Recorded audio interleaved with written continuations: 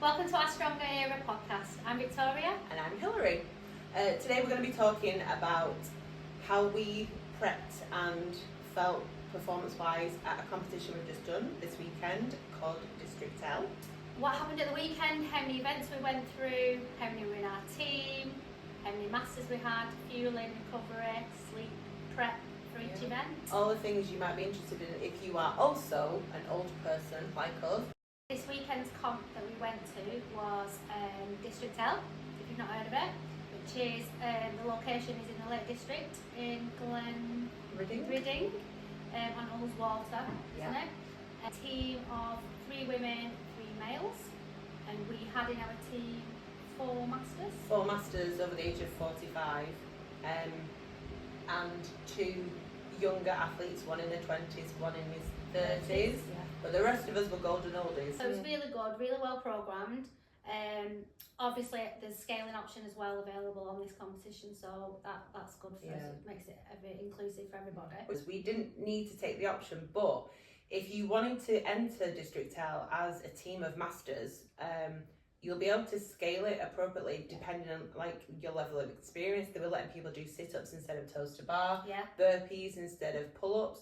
So it's a great competition to go to if you're new to the community. Friday night, you and Dom had a 2-person paddleboard on Friday night, and then on Saturday, it's a 6-person paddleboard, which is great, which is so much fun. It becomes a big competition in the middle of the lake when everyone's trying to crash into People everybody. get very aggressive, but that's alright because we're 45, so we will shout at you if you hit us with your oar. Some of the other events were more CrossFit based, so we had a couple with a worm, didn't we? Yeah.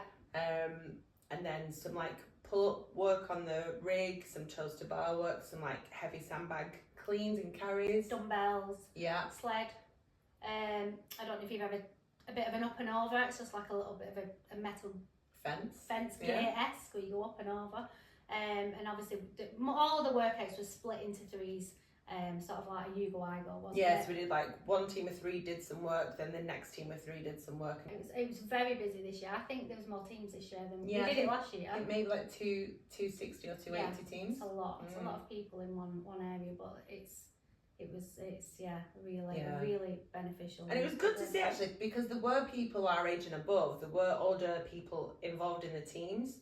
And I think that's really nice to see that because of the way the competition is kind of run, even though some of these workouts you could deem as being slightly difficult, but you can obviously scale them, I think it's just really accessible for everybody. And there's whilst there's a leaderboard, and don't get me wrong, I'm sure there'll be some people who are like really watching where they are position wise, but we just went and had like a ball. I think you've probably got there's probably like 8 to 10 teams, isn't there? I think that are very competitive and obviously very good CrossFitters. And they're watching the leaderboard, but then the majority of it is everyone's doing the best, but it really is like a festival comp of just having lots of fun and sitting in your tents. And we did really well though. We got two events. We came 38th out of like whatever it was, 260 plus that's amazing. teams. With like 4 masters on our team. Thanks very much. We are good. I mean, where did we come on the paddleboard though? So when we did these workouts, like how were you feeling stress-wise? Were you kind of like okay? Were you nervous? Were you feeling like it was a lot, or did you feel pretty good? Well, as we know, I was a stand-in. Vic kind of literally with like 24 hours to go, stood in. So how did that feel? It was fine. The weekend and the competition that I've done before, so I knew it was going to be a good competition. It was just more what mentally I was available to give the team more than anything. You seemed pretty like chilled out though. You didn't seem stressed or like I felt alright. I think the environment and everything is a big factor as well because it's such a good vibe. Oh, and it's the weather was gorgeous lovely. And like it's if you've not been to the Lake District, it's is it like a World Heritage site? It's unbelievably beautiful. So it's like mountains everywhere. There's like a lake and it's gorgeous. So that in itself is like a nice place to be. It's just lovely. It's lovely, and we saw a lot of people that we know as well. So it was really nice. But obviously just the normal nerves of going into a workout, and obviously we were working with people that we don't always work with as well. in threes that we don't normally always work in. So it was, but I think we're very experienced as well, experienced athletes, and we've done many competitions, so we're very good at adapting and communicating. So I think I think they're big takeaways now. They feel like communication is always a good thing to kind of make sure you've practiced, even if you're not practiced with your team, like those particular teammates.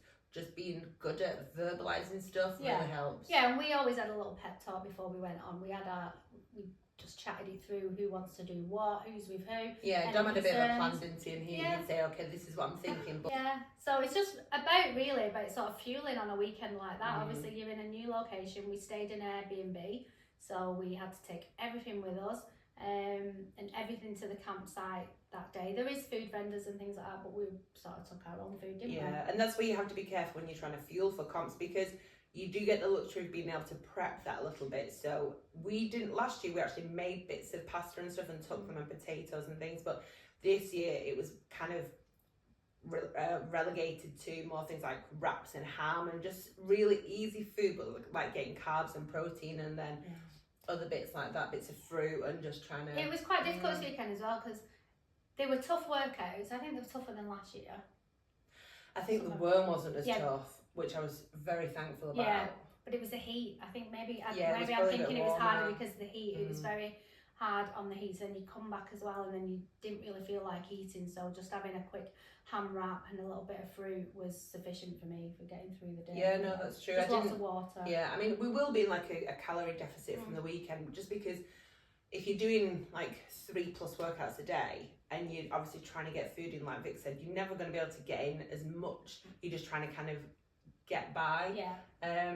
So right now we probably will be in quite a huge calorie deficit. Prepping really for each workout, because again, you're in a tent, you're in a gazebo. Yeah. It's a little bit difficult to sort of like get your good warm up in. There is a warm up area where there is a worm and there's dumbbells and there's a rig outside in the field, but you don't, my take from the weekend is that you just don't get your heart rate up. So then as soon as you start your weekend, your workout, your heart, you're just trying to recover. I'm in recovery mode all the time because your heart rate has spiked that much. Yeah, because they do, like Vic said, they have the kit. So this year we had a rig. I can't remember there being a rig to practice. We didn't have a rig last year. No, I don't think so that was really good. And like we took resistance bands anyway, because that's a really good way to kind of prep your arms for a comp. When we did strength in depth as well, because you don't get long on the warm up area.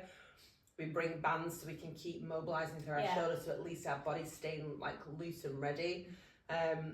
But yeah, I think the fact that there's no ergs, no bike or anything like that, which is understandable with this competition, by the way. It's not a fault with the comp, it's just usually we use those kind of things to get our heart rate up, to get us prepared. Because you don't want to start a workout with your heart rate like a happy, normal resting heart rate, and then jack it up.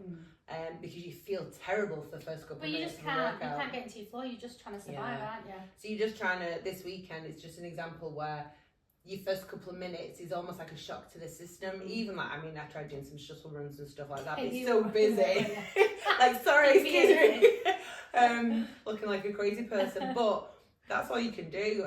So you make the best of it, but it's good to know here we really warm up. We take like a good hour sometimes, and there you just don't have that that ability to do that. But it does kind of, you can rely on good technique and movement pattern to kind of make sure you don't cause yourself a mischief, which is important. Yeah, definitely. I think the one benefit as well of it being warm at the weekend, you were very loose, and and your muscles were warm, so that was beneficial. Like afterwards as well, because people who are warming up using the kit to then go on to the workout, you can't kind of use any of it to kind of like cool down and start to kind of like stretch off and stuff. So a lot of our kind of management after was spent like walking around, just trying to get the legs flush, using the resistance bands again just to kind of stretch the arms out if we needed to. And they also had a sports massage therapist. I went to physio. I went to physio after the second to last one, which was good. So they had physio. I don't know if that lady was, she must have been there last year because